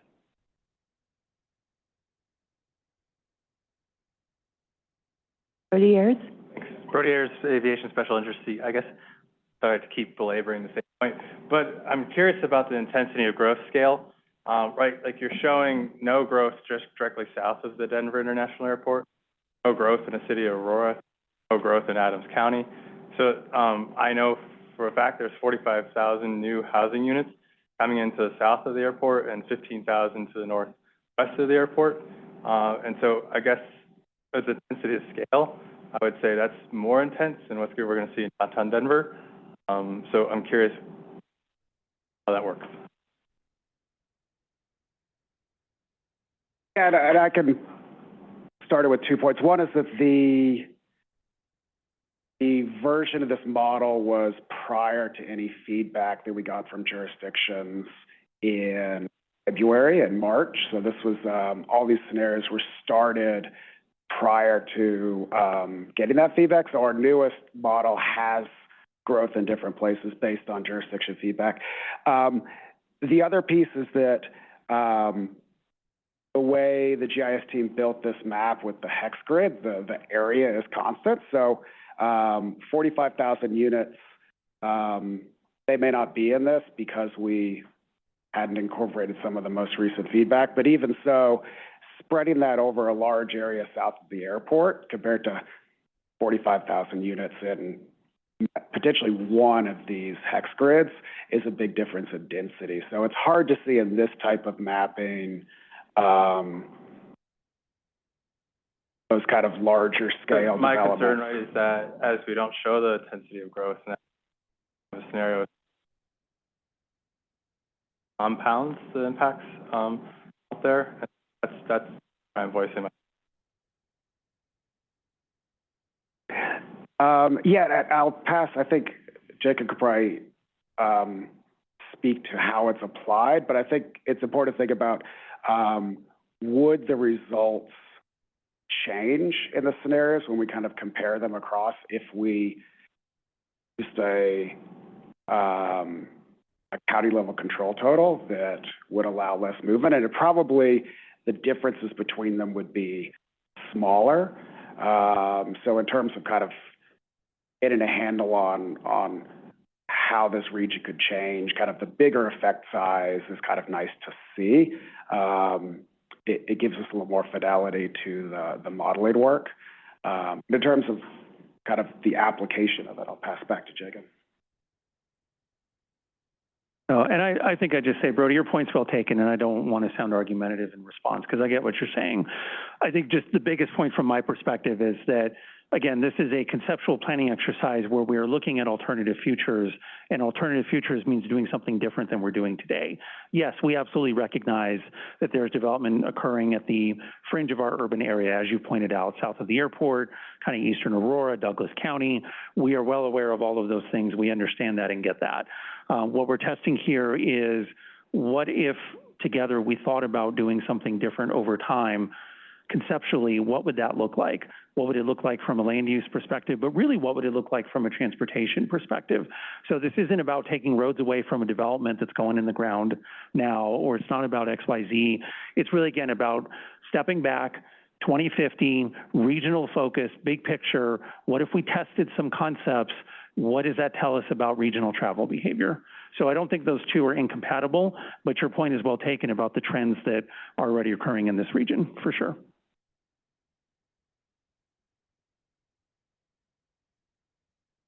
And then just to follow up on that, the implications of the scenarios can be then applied to even areas that aren't showing up as dense, whether it's Castle Rock, Castle Pines, south of the airport. If the scenarios are showing that there is kind of a synergy between the increased density and the increased capacity of the transit network, those implications could be applied to new developments in terms of what those should look like to get the most benefits for reductions in VMT and decreases in GHG and delay. Further questions?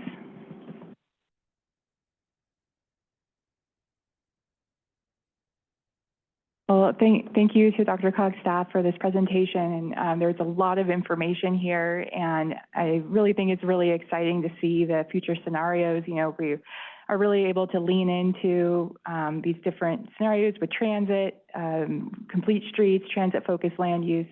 I really appreciate the efforts to take a look and see what the potential futures are for the Denver Metro.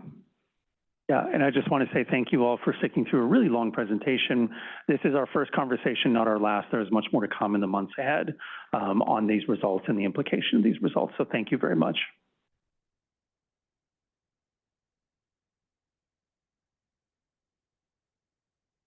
Thank you, Jacob. Thank you, Zach.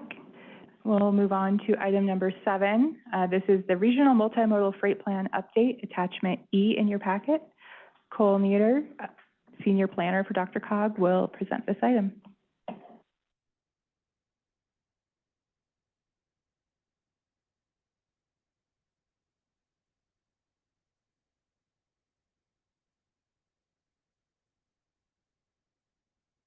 Good afternoon, everyone.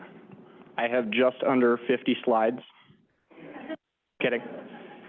My name's Cole Nieder. I'm a DRCOG Senior Transit Planner and the Project Manager for maintaining and updating the DRCOG's Regional Multimodal Freight Plan. It's a crucial tool for guiding freight-related planning and infrastructure investments throughout our region. And between this year and next, we are updating our original 2020 document. And I did want to give just kind of an overview and a review of that 2020 document, what we did with that, and then a primer for what we plan to do for the plan update going forward as well.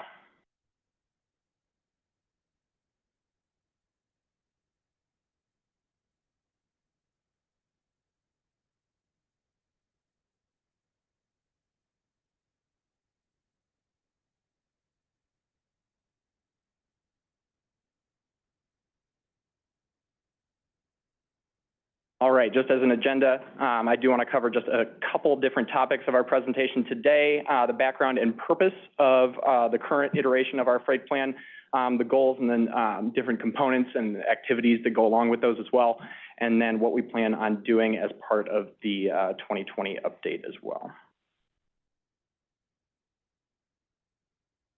Okay, so just for a little bit of background, the Regional Multimodal Freight Plan was first developed by DRCOG in 2020 to guide freight planning across multiple different modes that includes highway, rail, air, and pipeline.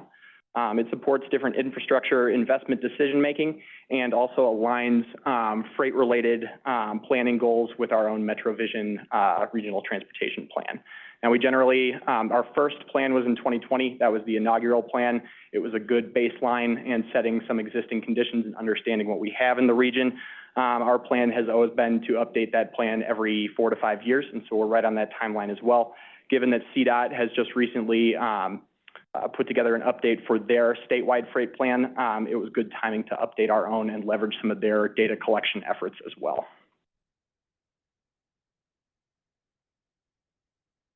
So this is always a good kind of primer to see how our own regional plan fits in with our state and federal partners as well. FHWA's National Freight Strategic Plan that sets different freight goals and priorities based on the legislation that our federal partners pass, and also identifies different challenges facing the national freight system.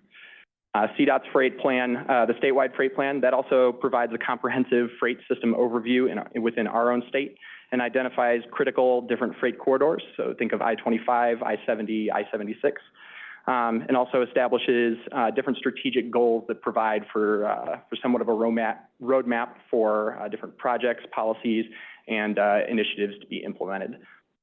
And then at the regional level, we, DRCOG, focus on the unique needs of our metropolitan area. And through our planning efforts, we do different assessments on congestion in our urban corridors.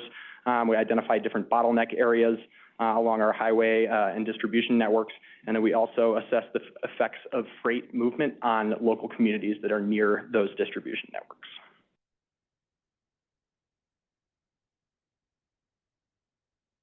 So this is a typo. This is meant to be plan goals. We're going to go forward with that.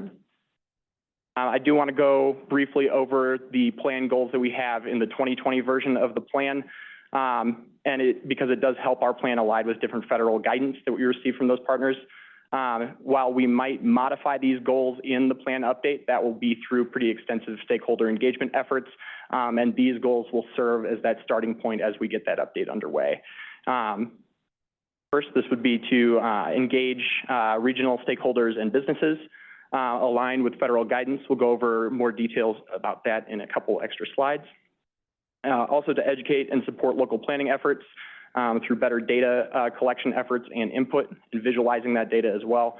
And then finally, to position DRCOG and, of course, our member governments, local governments, for freight-related funding opportunities, whether it be competitive grant funds or formula funds as well.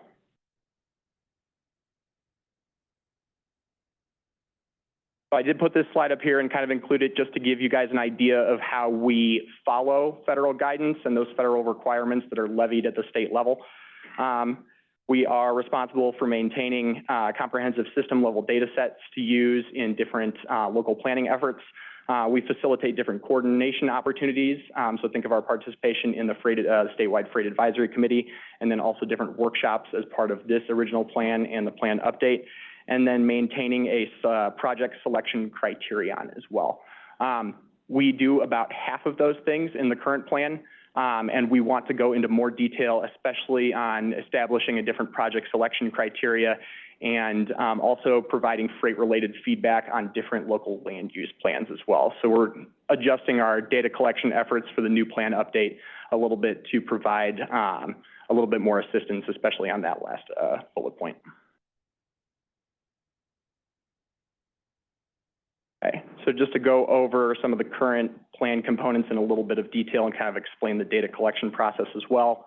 As part of the existing plan and then the plan update, these are just a few examples of the activities that we completed during the first iteration of that plan, the freight plan, and then what we plan on including in the next one going forward as well. And I have more details on the next couple slides here. One of these and one of our most significant responsibilities entails collecting and modeling different data sets and maintaining those throughout the iteration of the plan. This includes tonnage and value of commodities by mode, tonnage of goods flowing in and out of our region, and then also different types of goods from each commodity sector and how that changes over time. We also do conduct analysis, and this is important too for our land use component, on freight industry clusters. That entails different employment statistics, origin destination analysis, and different clustered locations of freight businesses. It gives us a better idea and a better capability to model how trucks move to and from not only just our region, in and out of our region, but also from these specific clusters, gives us a better idea of how we forecast future strain on our roadways. So using the data that we collect, this is how we begin kind of assessing our network's needs and challenges and constraints. Our collected data generally allows us to maintain a truck reliability index, identify truck-specific safety hotspots or different corridors that are experiencing issues related to that, and also assisting CDOT and collaborating with them on different truck parking inventory projects and just general factors that lead to congestion on our roadways. And then this is just the qualitative component of our approach to data collection and what we've done in the past, and then also what we plan on doing for this plan update as well. That includes different stakeholder forums, specific survey research. For our previous plan, we built off of CDOT survey. We do intend to do our own at this point, targeting different local governments and their involvement and different comments on different freight corridors as they are pertinent depending on the location. Also connecting with private partners and doing industry freight forums, and then just other general coordination and outreach efforts to ensure that we're maintaining connection on this specific topic with our member governments.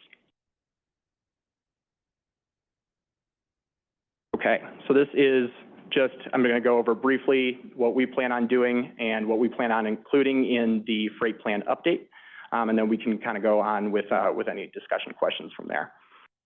So for updating the plan, there are a couple important new activities. Let me go one forward. For the upcoming year and what we anticipate being a part of the new plan update.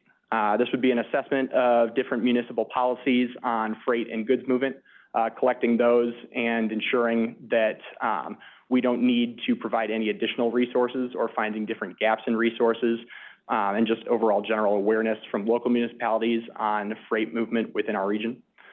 Producing more specific freight performance measures, and then also establishing a framework for evaluating projects and regional priorities, as I said before. Like I said, current iteration of the plan that we have general examples of projects included in there. We want to get more specific and actually identify specific locations that we want to focus on, and we want to have specific metrics that we can put into a decision-making process to ensure that we're making good use of the funds that we have. Also, part of new plan components, something that changes is just emerging trends and different technologies that are available. And so we do plan on having case studies included with the new plan that just go along with different best practices and forecasting new trends and technology that we need to be aware of that might come up, especially with final mile delivery.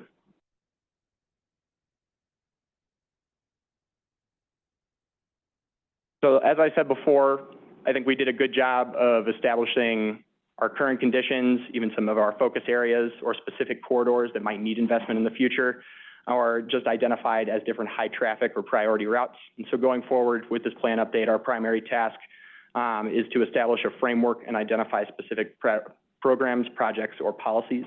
And these activities show how we kind of transition from a planning document to an actual implementation-focused strategy. With a priority framework in place, we can better prepare and also decide how to assess how relevant our projects are to not only improvements of freight movement, but also as they relate to other transit components, air quality, and safety as well. This is just a general project timeline, just as a general overview, what to expect as we move forward. In 2025, we'll be focusing primarily on stakeholder engagement. We just finished the planned approach for how we are going to do that, and we're going to start to conduct stakeholder outreach within the next month. We also are well underway with our data collection process and analysis of different land use policies and identifying land use clusters as well. And then in 2026, we're going to be finalizing our prioritization framework and establish a group of stakeholders to put that together, and also provide implementation recommendations and eventually adopt the plan as well. So as I said before, I wanted to kind of give just a primer of this and just for general awareness that we are conducting this plan update now because we do value everyone's input on this committee and the other ones that we have at DRCOG as well. That's what's going to make this plan implementable and actually relevant to our region as well. Thank you, and I invite any questions that you guys might have. Thank you, Cole. Thank you for the overview and introduction of the Regional Multimodal Freight Plan update. Are there any questions for DRCOG? Brody Ayers. Thank you. Brody Ayers, Aviation Special Interest.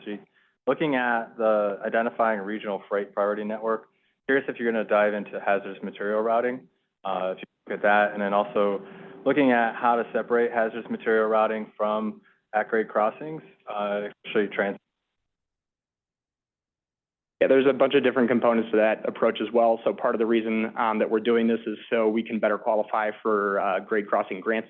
So that's one of the major things too. And then also CDOT has a lot of data that we are planning on utilizing and piggybacking on related to different truck hazardous routes that we plan on utilizing and how it affects the or could affect the surrounding land use in those areas too.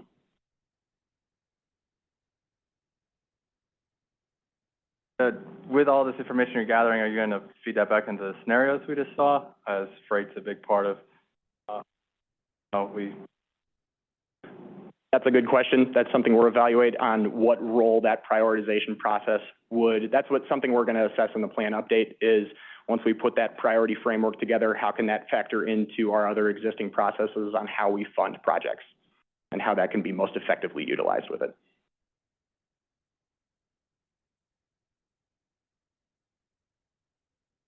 Jennifer Hillhouse.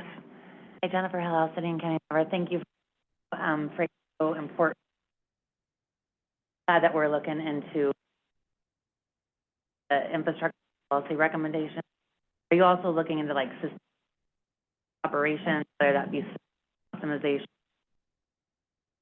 Talked about some of the routing, which is great, but on that side of operations, are we all? I believe so. If we have the capacity to do so, then yes. Great. And that's something that definitely, if there's interest in being involved and providing input on that, we welcome that as well.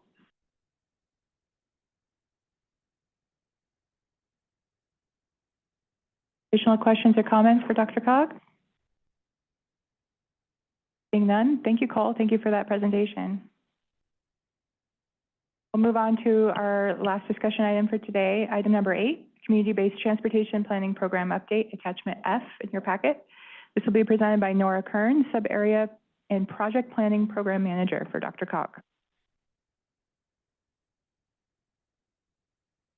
All right, and I'm going to make this super quick. A lot of you have heard of this program, and I know we're at the end of a long meeting.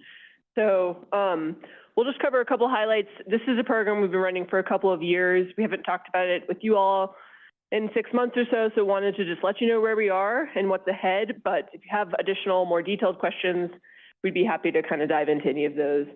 So just a reminder, this is one of our new technical assistance programs focused on improving mobility options for historically disadvantaged communities. And so because of that, a lot of it's focused on engagement and kind of how to get projects moving. Did have a pilot program, which many of you have heard about. One project in Edgewater and one we just finished in Southwest Adams County.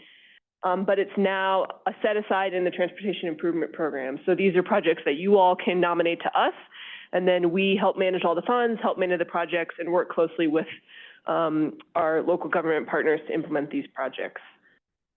So I'm not going to really go into depth of these. If you're curious, would love to follow up with you. I think I've presented on the Edgewater School Transportation Plan before, but we wrapped up about 6 months ago, really great project about getting families to and from elementary schools safely in Edgewater.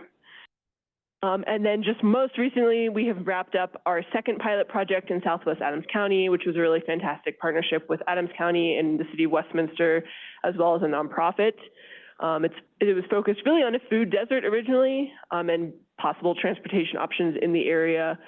The ultimate recommendation was a microtransit zone. So we've kind of handed this over to Michelle in Adams County to think about implementation, but you know, an area where there's not a lot of transit options for people kind of for those local trips. So microtransit could be really great option in this area to kind of connect to those essential destinations.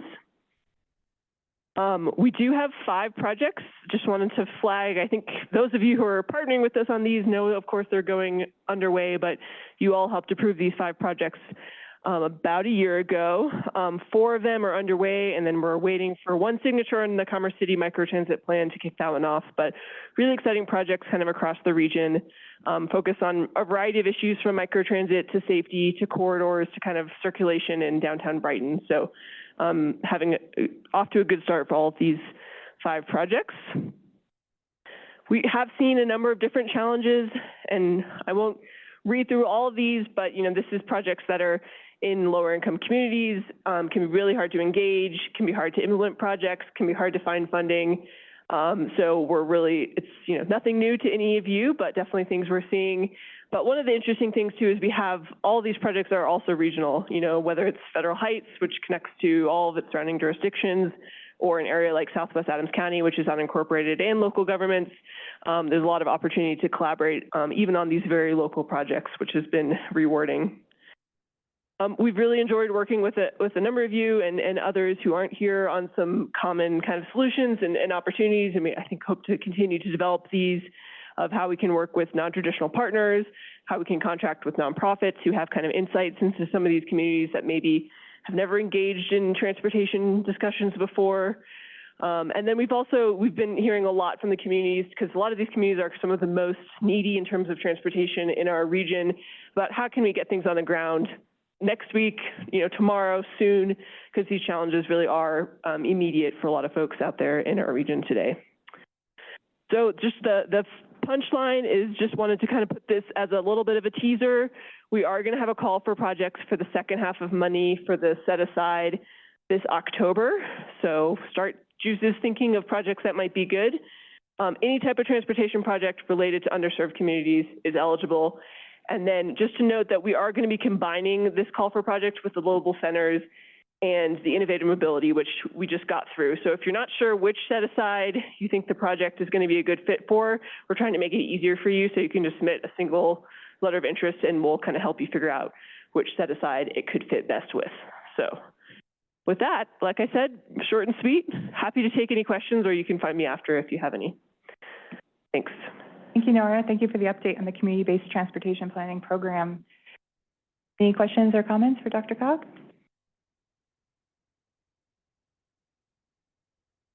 Thank you, Nora. That concludes our items for today. We'll be wrapping up with member comments and other matters. Does any member of the TAC have anything to share?